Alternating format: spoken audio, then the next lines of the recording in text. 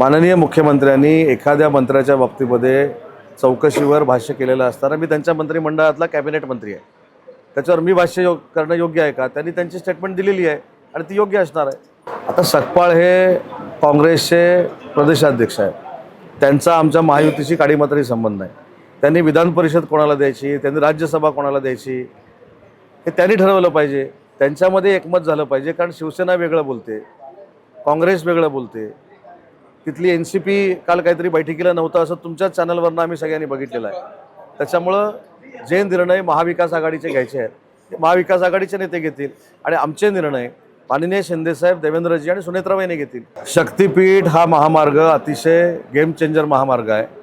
जी आपली आध्यात्मिक शक्तिपीठ आहेत ही ज्या मार्गावर आहे तो हा शक्तिपीठ मार्ग आहे, म्हणून त्याला शक्तिपीठ मार्ग असं नाव दिलं आहे. शेतकऱ्यांना विश्वासात घेऊनच आम्ही शक्तिपीठ मार्ग करू.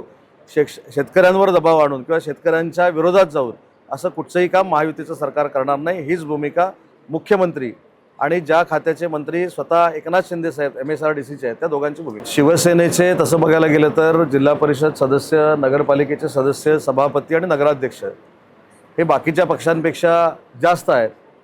त्याच्यामुळे स्वाभाविक याचा निर्णय माननीय एकनाथ शिंदे साहेब घेतील. जनतेनं जर जागाच कमी निवडून दिलेल्या आहेत, जनतेनं आशीर्वाद जर आम्हाला 235 आमदारांना दिलेला आहे आणि इतर आमदार देखील आमच्यासोबत आहेत, तर कमी आमदारांना विरोधी पक्षपद द्यायचं की न द्यायचं याचा निर्णय विधानसभेचे अध्यक्ष आणि विधान परिषदेचे सभापती घेतील. नाही, विरोधी पक्षपद नसलं म्हणून काही शहराचा विकास थांबत नाही, ग्रामीण भागाचा विकास थांबत नाही.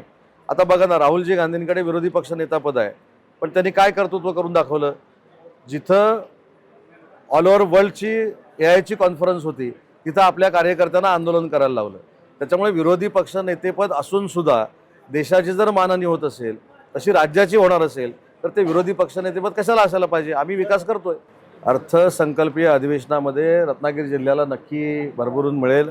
आमचा DPCचा आराखडा आहे तो देखील माननीय देवेंद्रजी फडणवीस साहेब वाढवून देतील, या आम्हाला पूर्ण खात्री आहे. टाइम्स डिजिटलला लाईक करा, शेअर करा, सबस्क्राईब करा आणि बेल आयकॉन दाबायला विसरू नका.